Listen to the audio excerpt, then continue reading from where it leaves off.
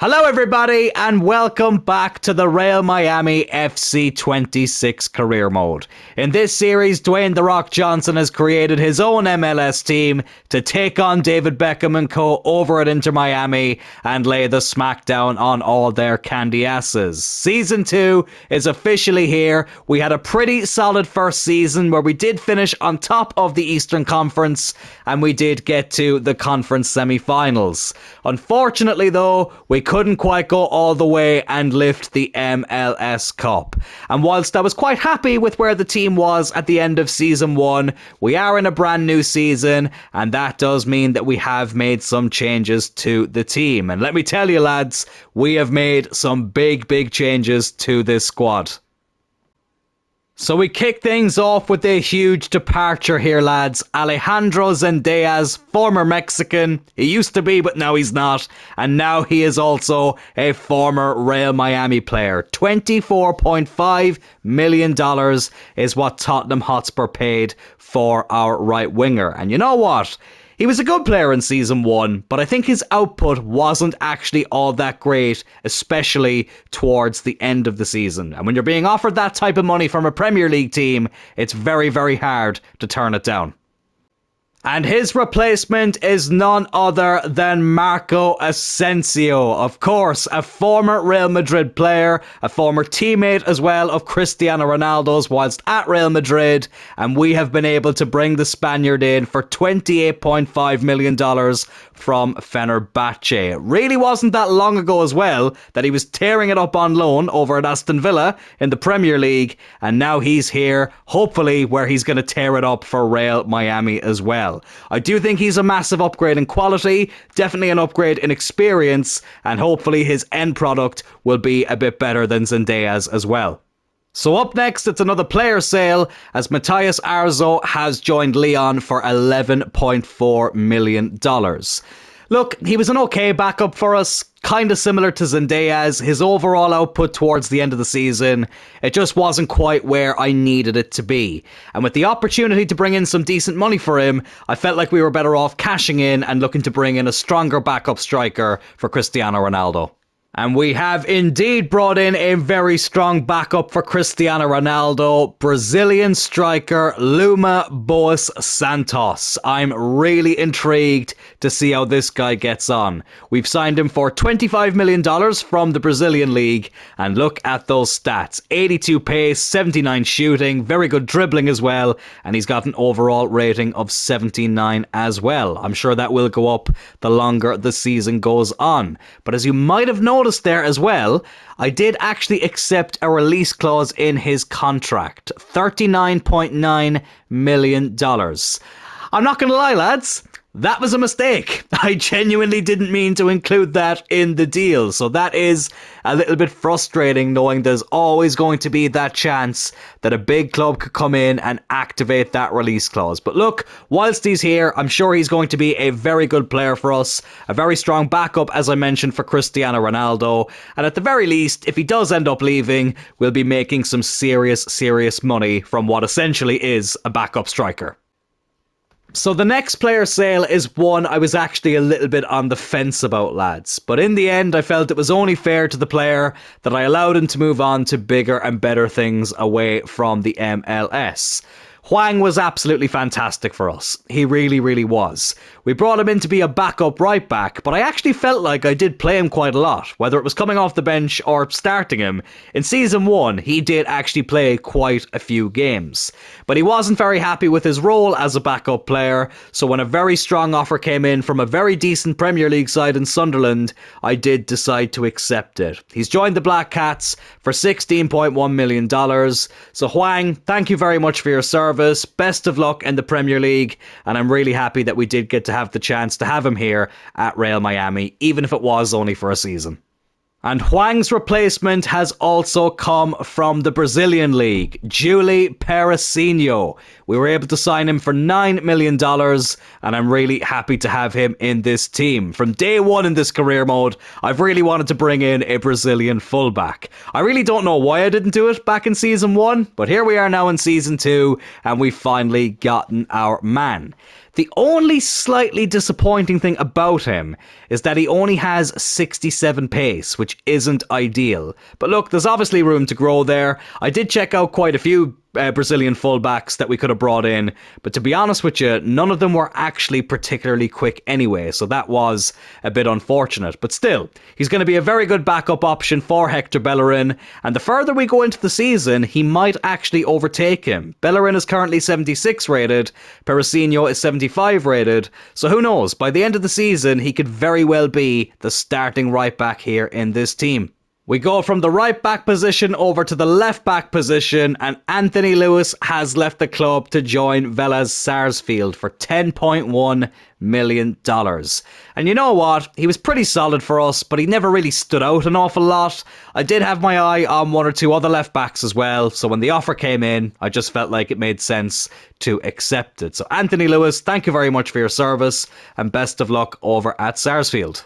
And we ended up using the $10 million from Anthony Lewis' sale to bring in his successor, Rico Henry. We've signed the Jamaican left-back from Hamburg in the Bundesliga, and I'm very happy to have him here in the team. Of course, Miami and Jamaica, not a million miles away from each other, and from the very start, I wanted to have quite a few Caribbean players in this squad. And let me tell you something, lads, the left-hand side of this team is going to have a very big Jamaican feel to it. And that is because in front of Rico Henry, we are going to have Jamaican-born Englishman Raheem Sterling on the left-hand side of the attack. Look, his career at the moment is in a little bit of disarray. He hasn't made a single appearance for Chelsea this season in real life. He went out on loan to Arsenal last season and wasn't exactly spectacular. So I think his career could do with a fresh injection of life put into it. And I think the MLS suits Raheem Sterling down to the ground. Of course, he has represented England in the international football scene, but he actually was born in Kingston in Jamaica. And as I mentioned earlier, Jamaica and Miami not overly far apart from each other in the grand scheme of things. So welcome to the club, Raheem Sterling. I am absolutely thrilled to have this man at Real Miami. It's another player sale up next, and this one, lads, to be honest, I was slightly disappointed about. Shane Bailey has left us to join Stade Rennais in France for $5.7 million. A very, very solid backup option, and ideally, I would have liked to have kept him. Not only was he a backup right winger, but he could also play as a cam and even as a striker as well. But the problem was that his overall was dropping very, very quickly. Towards the end of last season, he was at a 75 rating, and right before the start of season 2 here, he's already dropped to a 73. So when we got a decent offer for him from a decent team, it was very, very hard for me to turn it down. And because of Shane Bailey's departure, that meant we had to go in for another right winger. And as disappointed as I was to see Bailey go, his replacement looks very, very promising. Lucas Cepedo, who we've signed from Colo-Colo in Chile. He's officially worth $8 million, but we actually managed to bring him in on a bargain cut price deal of just $4.9 million. An absolute steal for a 23-year-old who already looks like he could be a very, very good option for us moving forward. A very good backup option for us on the right hand side, and we also have a very good backup option now on the left hand side. Quinn Sullivan. We've signed the 21-year-old American winger from Philadelphia Union for $7.5 million. We've made quite a few changes in the centre of midfield, both in terms of players leaving and also players coming in. And the first of those players leaving is this man right here, Tanner Smith, who, just like Shane Bailey, is heading over to the French League. But he will be joining Stade Brestois, Michael Richards' favourite French team. We received $3.2 million for the American centre midfielder. And whilst I wasn't overly wanting to let him go, I thought it made sense for the squad moving forward to cash in on an ageing player who didn't have the highest rating. We've also sold Vicinho for $3.4 million, sending him back to Serie A, where he is joining Sassuolo. And to be honest, I was actually quite happy with this move, because similar to Shane Bailey, his overall was starting to drop, so when a decent offer came in, I really felt like it was impossible for me to turn it down.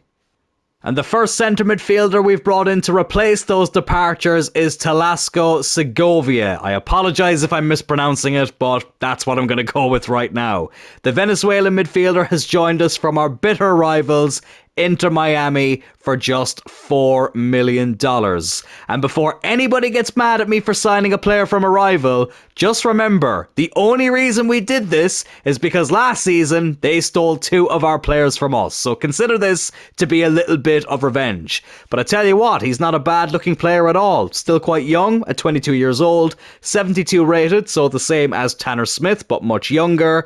He's got decent pace, decent shooting, his passing is okay, and he has also got some very good dribbling. So I'm happy not only that he's joined us, but also that we've weakened our main rivals in the process. And of course, we do play with 2 central midfielders in our team, so I thought it only made sense to have 2 very solid backup options. And the second one of those options is this man right here, Jairo Concha. We've signed the Peruvian midfielder for $6.6 million.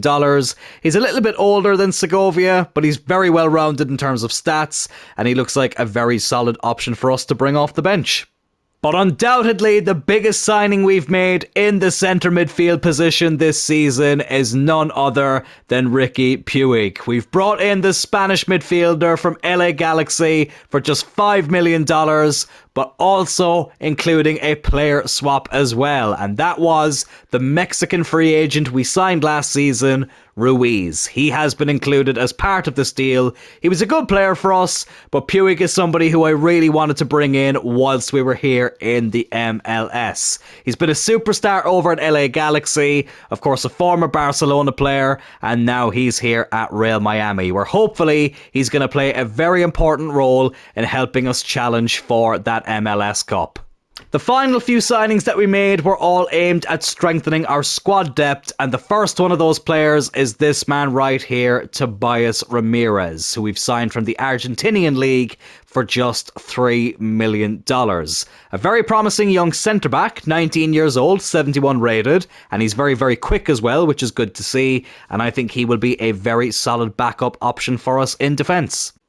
And Ramirez wasn't the only backup centre-back that we've signed. We've also brought in this man right here, Martín Barrios, an 18-year-old Spanish centre-back on a free transfer. Now, I know that I said we can't sign players from European leagues if they're under 28 years old, but Barrios was a free agent, so technically he wasn't actually in a European league, even if he is European himself. So, of course, that did make him eligible to join us here at Real Miami. Our 6'8" backup goalkeeper Brandao was getting very, very frustrated at the lack of game time he was receiving, so we've decided to cash in on him and sell him for $3 million as he goes over to Besiktas out in the Turkish league.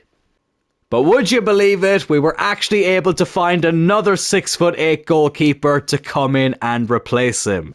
Idris Yassin has been signed on a free transfer, and the Moroccan goalkeeper will be the backup to Celentano in between the sticks.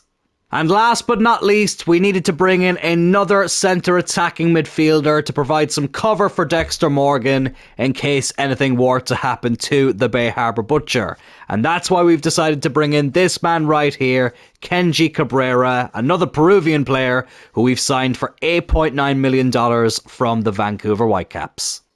And let me tell you something, lads, if we don't win the MLS Cup this season, something is going to be seriously wrong, because this is a very, very strong team we have here going into this second season. Not only do we have a really good starting 11, we've got a great bench, decent reserves. You can ignore some of the players here. Some of the lower rated ones we're just trying to sell. They were youth academy players that didn't actually have great potential, but they had decent value, so I was trying to cash in on them, but some of them didn't go in time. So yeah, that's why some of them are there. But other than that, we have some very, very solid backups. And something that's crazy about this team is that when we switch over to the second team here, every single one of these players, apart from Shinchi, is a new signing. They've all been signed in this January transfer window. So we've basically signed an entire new squad here in this transfer window. Season 2 gets underway with the huge game here against Orlando City, a team that we did beat twice last season in those Florida derbies, and hopefully we can get our first victory of the season here in Season 2. As you might have noticed there, I've decided to keep all the kits the same as last season. If it ain't broke, don't fix it. I really like each of the jerseys that we wore in Season 1. so we've decided to keep them around here for a second season. As you may have noticed, we've slightly updated the ground. The stadium itself doesn't look too much different in terms of its capacity or colour scheme, but when you look at the actual physical pitch itself, there's no more American football turf lines on there. We've also changed the colour of the outlines on the pitch. I thought, why not look a bit different from all the other pitches here in the MLS? So I'm very excited to get underway here once again at the Brahma Bowl, I should say. And of course, I'm very excited to see some player debuts, because somebody who we didn't mention earlier, of course, is Luka Modric. We did sign him on a free transfer back in the summer transfer window in Season 1. And hopefully he can get off to a very good start here to his MLS and Real Miami career. Back to Bellerin now. Cristiano Ronaldo, the top scorer in the MLS last season. Raheem Sterling on his debut. Raheem Sterling has scored his first goal in a Real Miami shirt. The Jamaican-born winger gets off to a great start here at life in Miami. Cristiano Ronaldo with the assist. He timed his run really well there, Raheem Sterling. I will update his squad number as well. I knew I was forgetting to do something before this game, so don't worry, that will be updated. Although I do think the number 14 suits him.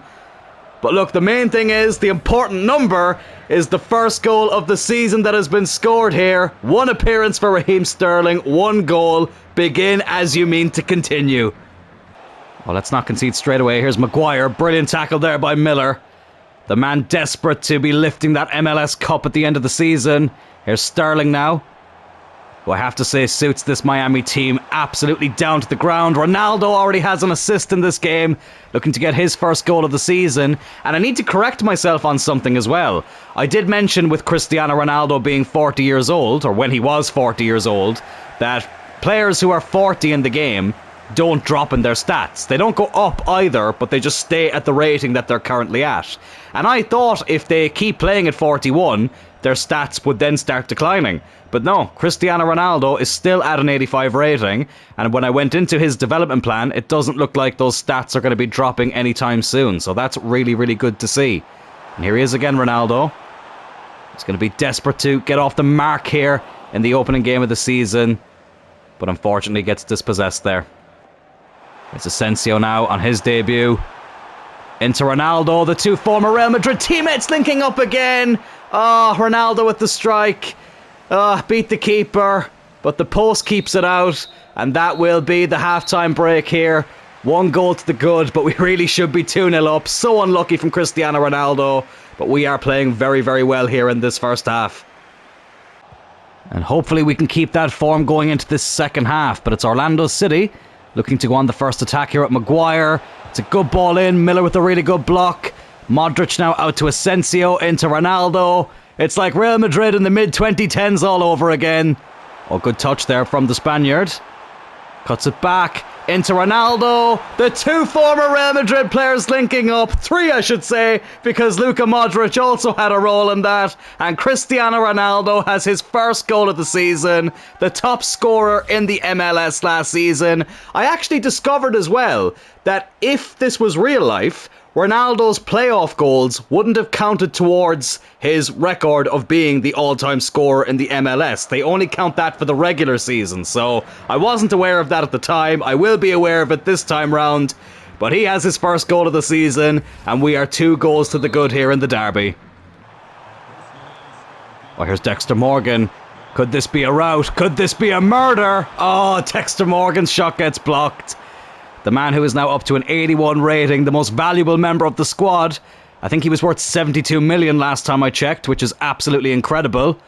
Here's Asensio now. Have a go, lad. Asensio! Oh, unlucky. Really good strike there. Had the keeper and the post both beaten. Oh, a really great opportunity to go 3 goals up here. It just goes wide. And you know what? I think it's time to make some changes and to give some people their Real Miami debut. And we are literally making all 5 substitutions. Peresinho comes on for Bellerin. Concha comes on for Puig.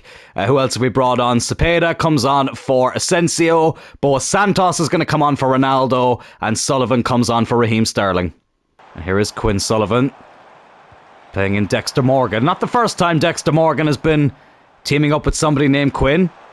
And here he is now, Dexter Morgan with the killer finish, maybe? No, it's a save from the keeper which gets touched onto the post. Honestly, Orlando can count their blessings that they're only 2 goals down. Feel like we deserve a third goal here. Let's try and get it here in the final 4 minutes. Here's Sullivan. Into Dos Santos, maybe. Looking for a goal on his debut, the Brazilian striker. Good interception. The clock is running down though. I don't think there's going to be much added time. Let's see, only 1 minute. I find that it's very rare in the MLS they add on anything more than a minute. At least in this career mode. Celentano will catch that. And we don't get the third goal, but we do get the 3 points here on the opening game of the season. Of Season 2 here of the Real Miami career mode. Fantastic start to this campaign. Cristiano Ronaldo and Raheem Sterling on the score sheet. And lads, I've got a very good feeling about our MLS Cup hopes for this season. And that does mean we will be finishing this episode after the opening game of the season as leaders of the Eastern Conference. But of course, that's where we finished last season and we weren't able to go on and win the MLS Cup. So I'm not going to get too carried away with the league position. This is all about getting our hands on that prestigious trophy. So, I'm aware this is a bit of a shorter episode, lads. As you can probably tell, I'm not feeling the best at the moment, and I'm really struggling to speak right now. I've had a bit of a sore throat the last week or so I will just leave it with the one game for this episode. And just to give you all a heads up about how this season is going to work, it's going to be a slightly different format to how Season 1 went. So, because this was always going to be a shorter series before we get into the Road to Glory with Cork City, which I'm very excited about, there's going to be a lot more simmed games in this career mode, or in this season, I should say, of this career mode. And I'm probably only going to play 1 game per month as a featured game in the episode. So there's still going to be 2 featured games in every episode, but in different months, if that makes sense. So for example, the game we just played is the only game we're going to play in full in February. So in the next episode, we'll play 1 feature game in March and 1 in April. I think that will speed up this series along nicely because I want to get to the playoffs as soon as possible. So yeah, just to give you all a heads up about how this season is going to go. But that will do it for this first episode of Season 2 of the Real Miami Career Mode, lads. Thank you all so much for tuning in. If you did enjoy it, please do hit that like button. Consider subscribing to the channel as well, lads. We are on the road to 800 subscribers, and I will talk to you all on Wednesday for the second episode of Season 2. Take care.